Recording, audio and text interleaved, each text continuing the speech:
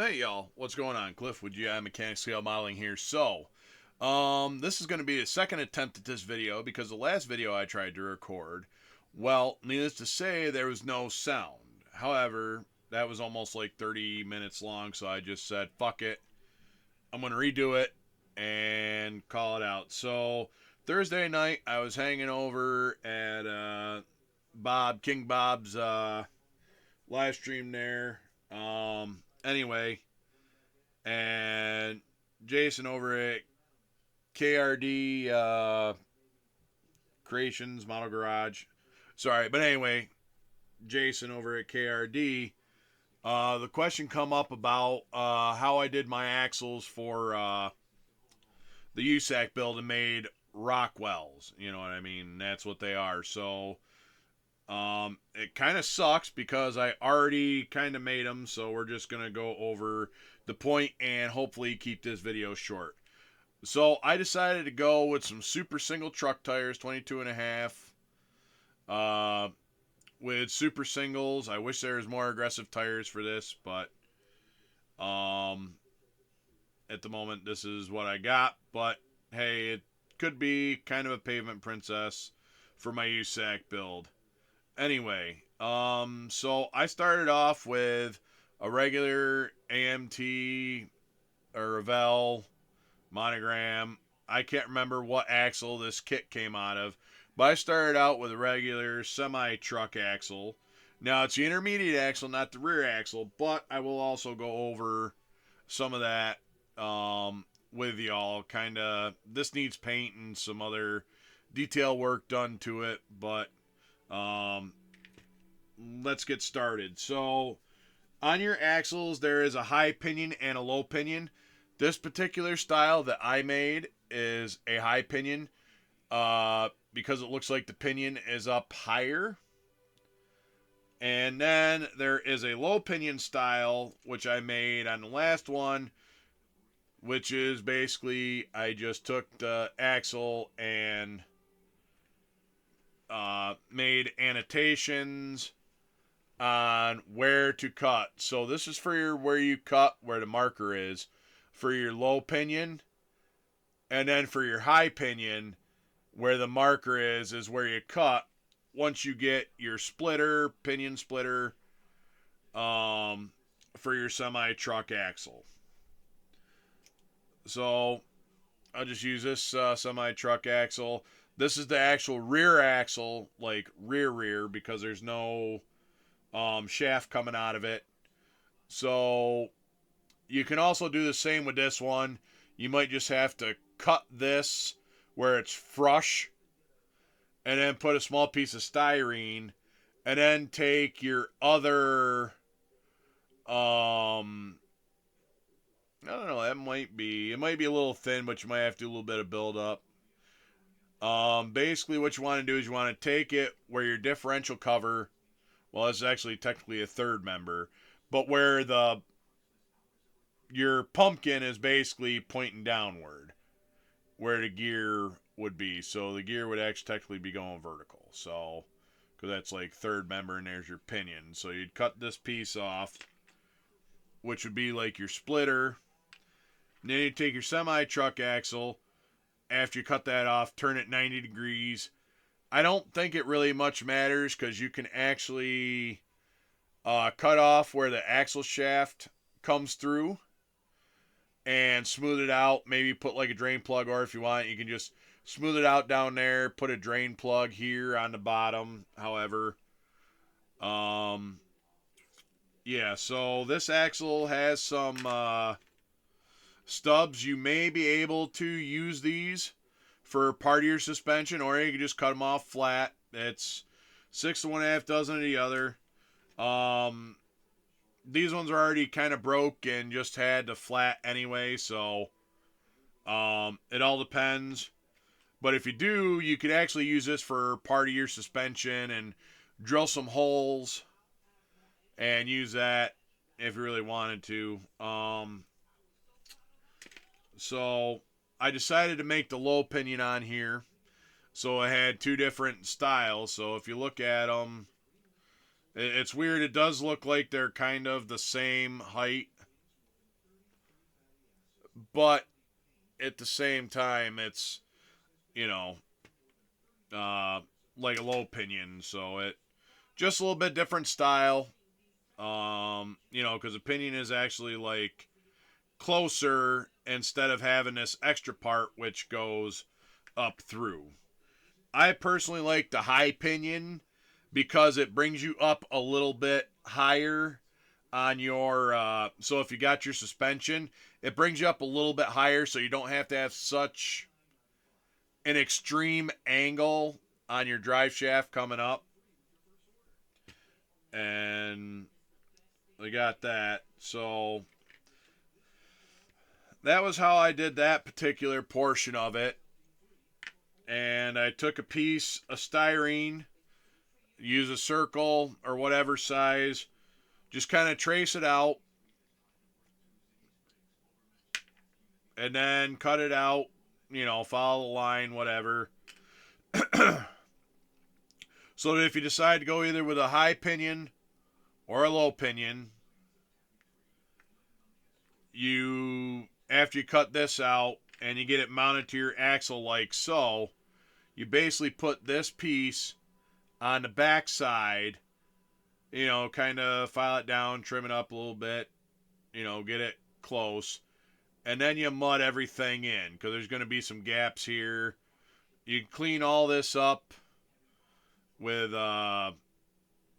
just a regular file or something. You can poke shit in a hole with like a toothpick. Because if you do the low pinion with some of the style, it will make it look like it's, there will be a gap. Or unless you wanted to actually bring it up a little bit further. I mean, to each their own. I've got it done this way so that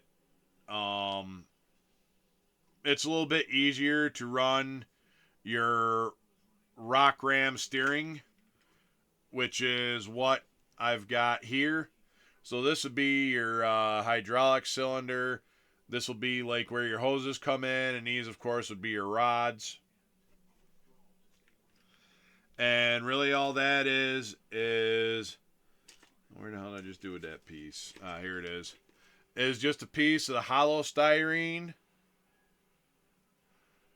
and that's all it is. And I made some brackets out of some square tube.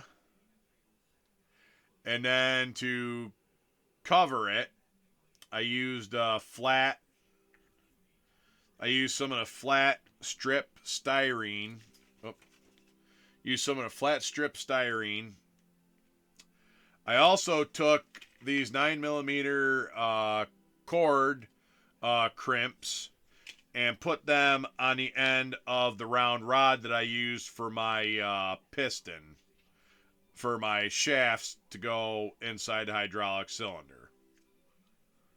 I also used a piece of square rod right here so that I could truss the axle. And on the bottom side, I also made a truss, which was using the L angle cut. I had to bend it a little bit. It did start to split there when I started getting it on there, but like I said, these are cheap knockoff Rockwell axles that you don't have to have printed. You can make them out of a regular semi-truck kit. I want to say pretty much any semi-truck kit, it would be for your intermediate axle. Or you can just, like I said, see these in the instructions, or if you go to get some glue bombs, whatever, you can either cut them or just put these together and then make the modifications before you mount them on. But like I said, I just used junkyard axles. We got some of the solid rod for our steering linkage, which goes across. I put it on the back side instead of the front side, just to kind of keep it safe from like getting damaged. Because if you break your steering rod, well, you ain't going to be able to turn. I mean, granted, it's only plastic. You ain't going to be driving the damn thing, but, I mean, you could, um, in theory, drive it. So another way I went was we got these rubber. So you put these little rubbers on the end of jewelry. So when you use these 9mm crimp cords, okay, you use this 9mm crimp cord or whatever size, something like that, and then when you put it around the styrene, you will have to cut the bottom of this a little bit to get it over the semi-truck axle. As you can see where this particular split is. Come on, focus. Where this particular split is, and now you get covered by paint or something. And these go basically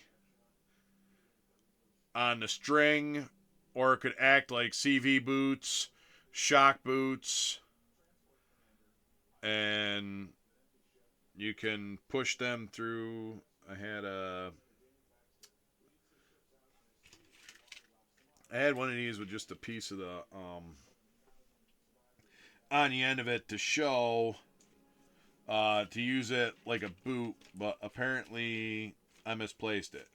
Now my desk is actually cleaner than it was. I got bored the other day, and it's not perfect, but I'm sure it'll still trigger people with OCD.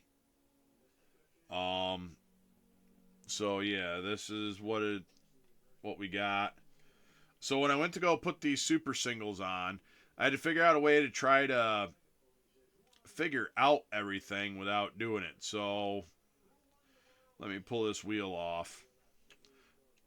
I decided to glue the rim. Instead of having to go like regular brake drum, I decided to use the rim and run a piece of solid rod through the axle to hold this in place. Now what I'm going to do is I'm going to probably clean up the inside of this rim so that I can just glue the outside here and just stick it on. And the glue should hold that drum in place.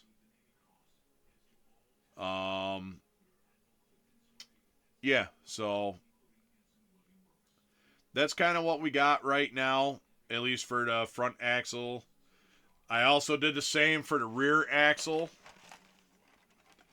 I've at least got the axles done, like I said. The only thing really left is the detail painting. And basically, it's just basically the same as the front. I decided, I'm like, oh, let's make it four-wheel steer because I'm doing the same thing.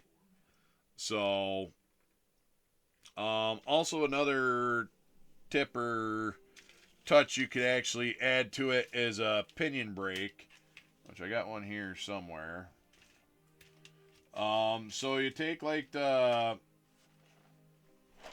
Did I get thrown in here? Yeah, I did get thrown in here. Okay. Pardon me. So these are the disc brakes. What I did is there's a little knuckle that these are off something else. I still got to paint them. And what I did is I took a piece of this larger styrene that will fit in the hole of the brake rotor, so that when I go to run my shafts out of my transfer case, I'm just going to put them on this side and make it, and we're going to actually mount the brake that way. Now, sometimes if you really wanted to, you could probably mount it on the front, but the reason why it's not getting mounted on the front is because I have that crossover steering there. So that won't fit, so I had to put it on the backside. So either way, it still does. You could probably run a small bracket, like right here, just to kind of hold, just to kind of hold uh, the caliper in place, and then you'll at least have brakes on your pinion brake on your axle. So, um, but yeah, if you got any questions, comments, concerns in this video of how I did it, drop it in the comments below. Um, Hopefully this helps anyone clear up if they want to do cheap semi truck axles, or not semi, Rockwell axles on the side. They ain't got a lot of money, do whatever, or and they could build them cheap on the fly. So yeah. All right, so that's all I got. This Cliff with GI Mechanics Scale Model, and I'm signing off. See ya.